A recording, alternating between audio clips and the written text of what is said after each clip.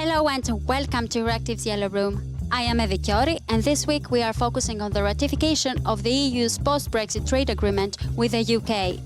What is the next day of the economic and the diplomatic relations between the two parties?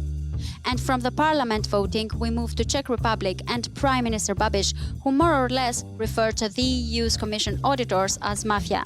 How is the Commission dealing with this new headache? And how is the Czech Prime Minister supporting his allegations?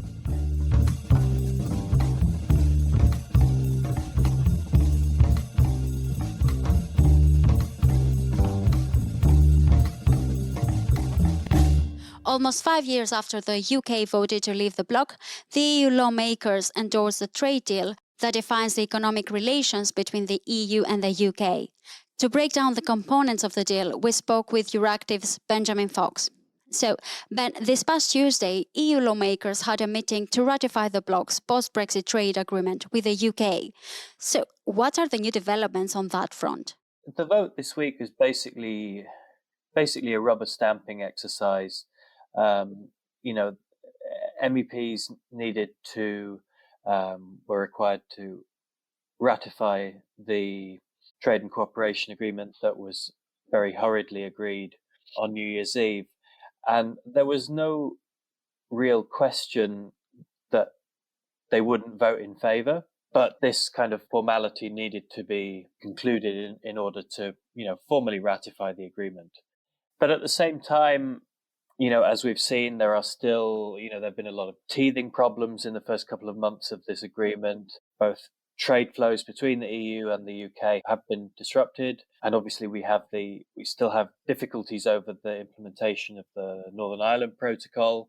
Those tensions have delayed the Parliament's vote. The deadline for Parliament ratifying this deal was the end of February. But then, in the wake of the row over the protocol and the European Commission's very short-lived attempt to invoke the protocol to block coronavirus vaccines to Northern Ireland, the European Parliament has kind of used those difficulties and the need for their vote as a bargaining chip against the UK. And you are referring to the agreement, but what exactly is this agreement and what can we expect in practice? This is a pretty basic off-the-shelf free trade agreement. It doesn't cover very much. It's tariff-free and quota-free trade on goods. Doesn't cover services. So, for example, financial services is not included, which is obviously one of the UK's biggest markets. And as we've seen, the City of London in particular appears to have lost quite a large chunk of business to Amsterdam and other EU cities. And as a result, we are seeing businesses from across a number of sectors turning around and saying, hang on, this is really disruptive and this is going to impose long-term costs on us.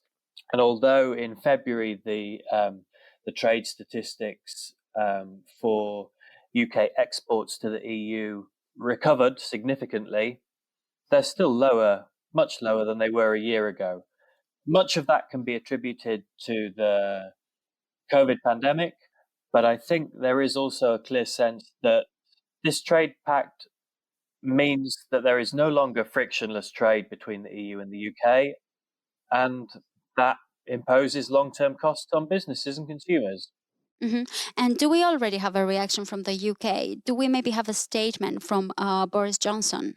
The UK has obviously welcomed the fact that the MEPs have ratified the trade deal, but they're still pushing for particularly the Northern Ireland Protocol to be adjusted, primarily to avoid the introduction of customs checks on goods travelling from Great Britain to Northern Ireland. And speaking of Northern Ireland, a couple of weeks ago, we had the chance to learn a bit more on what is happening there. But it seems like the tension, both in social and political level, is continuing. Nobody should underestimate how fragile the situation is in Northern Ireland. Yesterday, we saw Arlene Foster, the First Minister of the Northern Ireland Assembly Government and the leader of the biggest party in the province, being forced to resign by her own party. And in large part, that's because of criticism of her role in the Brexit process, because Arlene Foster basically gave Boris Johnson a blank cheque in the Brexit negotiations vis-à-vis Northern Ireland. And the protocol which Johnson negotiated and agreed, whatever anybody says, it's very bad for the unionist community in Northern Ireland.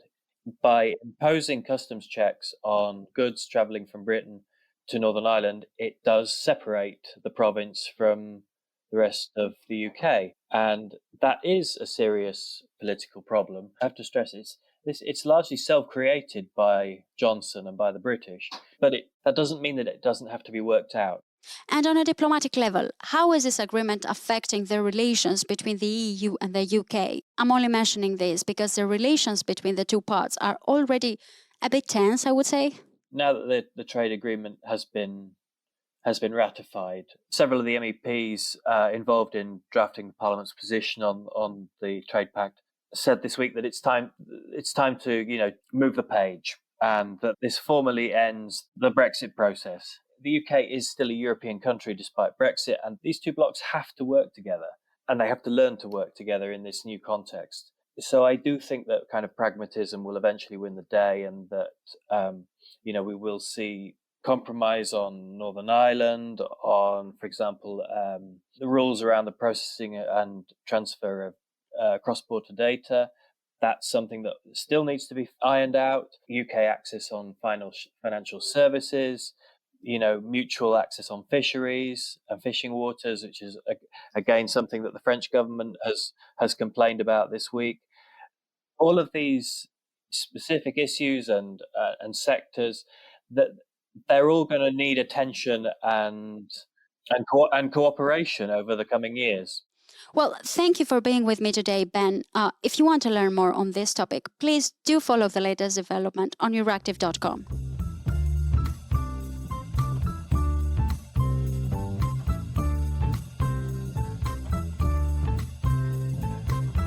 You are listening to EURACTIV's Yellow Room, and if you want to expand your knowledge on other EU policy fields, you can listen to our Digital Brief podcast and Agri-Food Brief podcast. You can find them on your favorite podcasting app.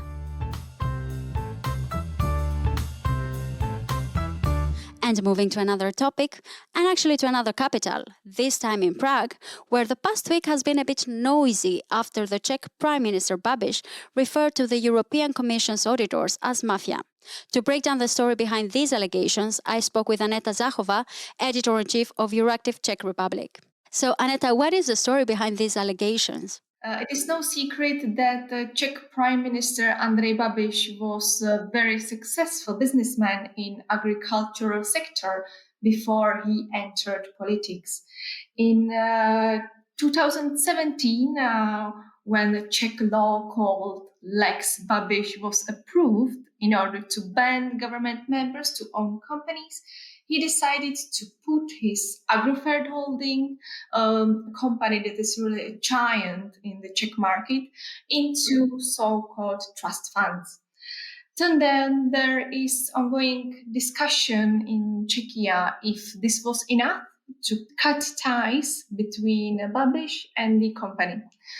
Of course, it is a very catchy topic for opposition parties and organizations like Transparency International. And given the fact that Agrofert is receiving hefty funding from the European Union, the Transparency International accused Babiš from conflict of interest. 2 years ago, EU Commission's auditors concluded that due to the previous relations of Babiš with Agrofert, there was a conflict of interest. The government didn't publish the findings at that time. However, the findings ended up in the media, causing criticism from the opposition. And now, the government supports that the auditor's report isn't final and it has to be changed. European Commission published the whole audit report. European Commission even admitted that it is not any ordinary move to publish audit report, but the topic is so important for the public that everyone should have the possibility to really see the report. And of course, after this publication, Czech media and opposition parties launched a storm in Czech Republic. And could we say that there is something that smells a little bit funny there? And how is Prime Minister Babiš defending his position right now? He said that the European Commission's auditors are mafia organized by Czech opposition. And I think that such a statement is really controversial because he literally brought the European institutions in question. The situation here is not very transparent, and it is really hard to say whether, for example, Babiš could somehow help Agrofert Holding to receive more EU funding than it should. Few months ago, Babiš tried to defend himself, saying that when the government is taking decisions related to EU funding, he goes behind the doors. Such claim seems... So the Prime Minister doesn't really contribute to deciding about these fundings? As you can imagine, such statement only launched another wave of criticism here in the Czech Republic. There is also a problem that Czech state, like the government, is now arguing with the European Commission auditors and is somehow trying to protect Agrofert. So it means that they are not only protecting interests of the Czech Republic, as they should, but they are protecting business interests of our Prime Minister, and that's very controversial. And what is the Commission's reaction to these allegations? A statement from European Commission Vice President Věra Jourová, who is Czech Commissioner, and she said to Czech daily Hospodářské noviny that the European Commission should inquire into whether the case of Andrej Babiš and Agrofert is an individual case or whether in the Czech Republic we face kind of a systematic failure regarding the conflict of interest. That's very worrying because if the Commission were to conclude that there is such a systematic failure, it could then cut funding from the EU budget to whole country. It means that problems that are now concerning Czech Prime Minister and his company could impact not only his business or the business of Agrofert, but the whole country and like the Czech citizens, because right now the Czech Republic is really dependent on European Union funding, and it will be even more in the future, of course, because of the COVID-19 pandemic and the economic crisis. Another really shady piece of information that I feel like I have to mention somehow is the fact that Agrofert Holding owns Czech media house Mafra, one of the biggest media companies in the country, right? Now, the Commission auditors say that Babiš controls Agrofert. Does it mean that he also controls a part of the Czech media? Right now, in the Czech Republic, there is a legal case ongoing that is dealing exactly with what you have just said. Again, the organization Transparency International sued Babiš for control over media. So the Czech court is now assessing whether Babiš really controls not only Agrofert, but also the media house Mafra. We don't know the conclusions yet, but only such an accusation, only such suspicions sheds a really bad light on Czech media landscape.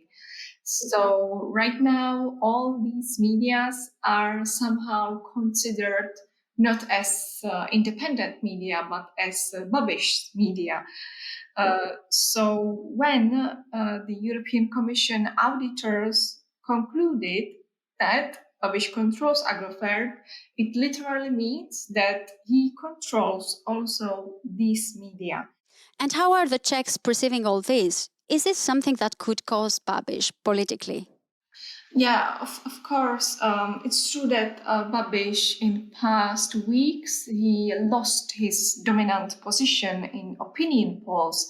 I have to say that this is more about how he managed the COVID-19 pandemic, that people are just not very happy about the unpopular decisions made by the government. But still, like this new conclusion of the European Commission's auditors is another drop that is causing the loss of trust. On the other hand, still in the Czech Republic, there is a camp, let's say, of his fans and voters that are still convinced that all these accusations are only campaign against Babiš. Even Babiš says that there is something like a jihad ongoing against him, and that there are forces that want to push him out of politics. Well, thank you, Aneta, for shedding some light on this story. And our time is up for this week. I am Eva Chiori, and this was EURACTIV's Yellow Room. We will be back on your feed next week. Until then, visit EURACTIV.com for the latest news. And don't forget to listen to this podcast on your favorite podcasting platform. Thank you very much for listening. See you soon.